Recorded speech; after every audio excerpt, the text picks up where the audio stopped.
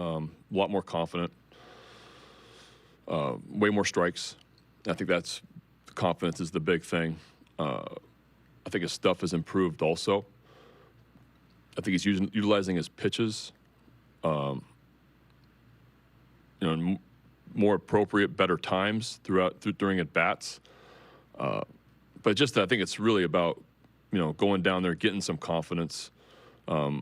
Last year, the second half for me was the best thing for him was to go down there and pitch within a low pressure situation. He had some ups and downs last year in AAA, but I thought he did a really good job in spring training this year. Noticed the work he put in during the off season, that the stuff was different, that those just mound presence, his look was different on the mound, and he's carried that into his first 2 starts here.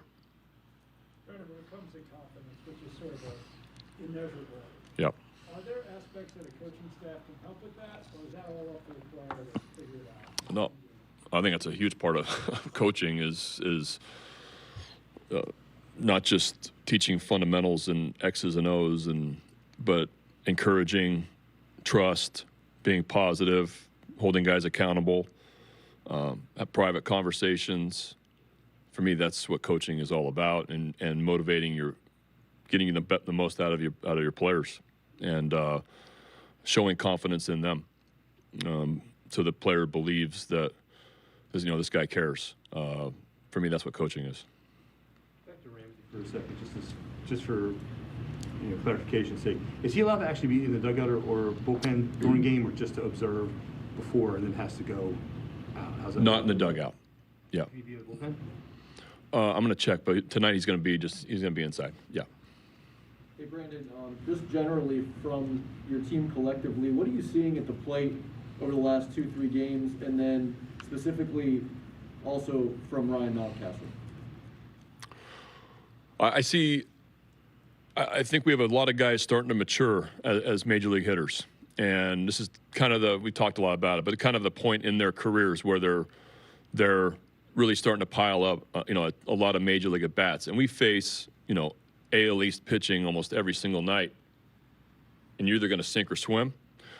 We have some really talented hitters that have, for me, haven't reached their ceiling, and Mountcastle being one, Hayes, these guys that are super talented that are now starting to face top-end pitching night in, night out, and making great adjustments and just getting better because of how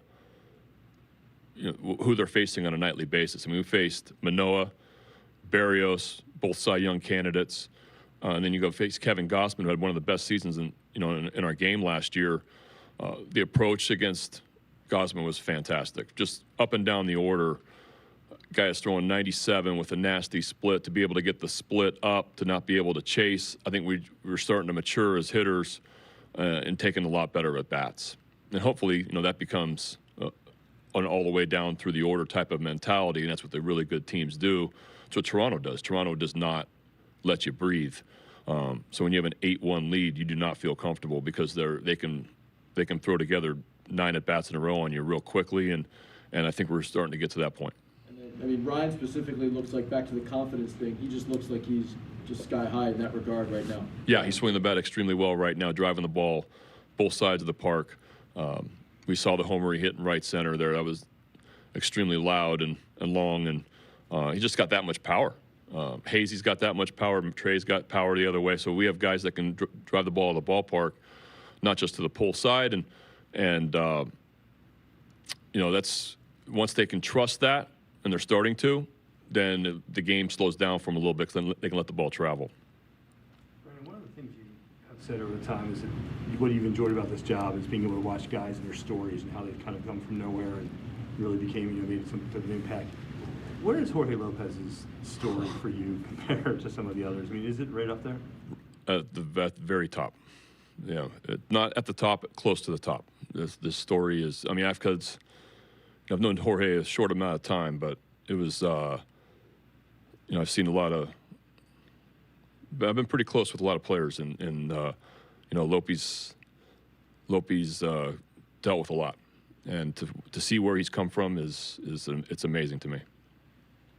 Would you like what you saw out of Kyle Stowers this week, and just the benefit of getting him some experience and some look at the big leagues? Yeah, talking to Kyle after the game yesterday, just a great experience for him. To be able to come up, and I know it's a short sprint. You got 2 starts. You face Manoah and Barrios. Welcome to the big leagues. But cool for him to experience that, and then go back down and understand what the starting pitching looks like up here, because it's just different than triple. I mean, it's just different than the minor leagues. The starter you face is different than the bullpen arms that come at you. You can't replicate it. And then the environment, and you play in front of 40,000 in Toronto, loud, tough place to play. And for him to be able to experience that, I think it's an invaluable, development, part of development. I took some good swings. I loved the base hit, the double in the left center. It was cool to see him get his first major league hit. And I know he appreciated the experience, and hopefully it's going to drive him to get back up here.